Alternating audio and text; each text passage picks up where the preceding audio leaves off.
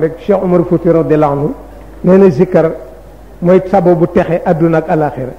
day dàq seytaane dafay kontaan loo yàlla dafay indi wërsëg daf lay jàppandalal say bëgg-bëgg booy sikkar daf lay mujj làmbe malaanum tëy ba ku la gis respecté la nee na dafay lay tax yàlla sopp la nga mën di fuugloonteeg moom dafay lay may nga jegeñ yàlla ak dellu ci moom daf lay ubbil baabu njéggal dafay jox ab jaam bi ak màgg ak yàlla day mujj nga am ci sa wàll waaw li la koy won kay mooy léegi rek am na ñuy jaar ci mbedd mi dem kenn du yëg ni jaar nañ fi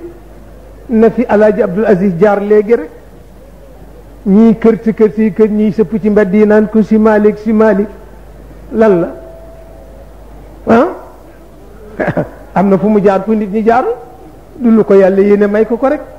muy la sëñ Babacar si waxoon dafa génn ci salle bi nit ñi jóg coow li kër toog leen ba ñëpp toog mu ñëw toogaayam bu yar boobu góor gi ëmad loo ni ko sëriñ bi salaatul fatiha bi ñuy werd ngay werd mu ne ko xaw ma ñaari salaatul fatiha de benn bi Cheikh indi rek laa xam mu ne ko man jóge naa marché bi fi kenn nuyuwuma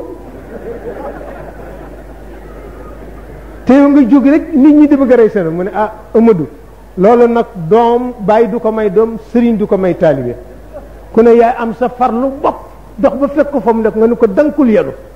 ba dafa am loo xam ne kenn du ko maye yaa koy wutal sa bopp ku ne xam na ngëneelam nee na alquran tudd na ko xadis tudd na ko yàlla nee na istaghfiru rabbakum innahu kana ghaffaran yursilu sama aleykum midraaran wa yumdidkum bi amwaalin wa baniin yonent bi ni ida kasurat ala ahadikum dunubu falyatlub al maghfirata bil istighfar su fekkee ni kenn ci yéen dafa am bàkkaar yu bari na sàkkoo njéggalu yàlla bil istighfar yi waaw na def ay astaghfirullah nee na wala la mu wax ni aksiru min al istighfar faman aksara minhu ja'ala Allahu lahu min kulli ghammin wa hammin farajan wa razaqahu min haythu la yahtasib yonent bi nee na ngeen bari l'istighfar nee na ku bari l'istighfar yàlla dana la teggil bépp njàqare ak bépp tiit moo am te dana la wërsëgale foo foogoon ni sax wërsëg du fa jóge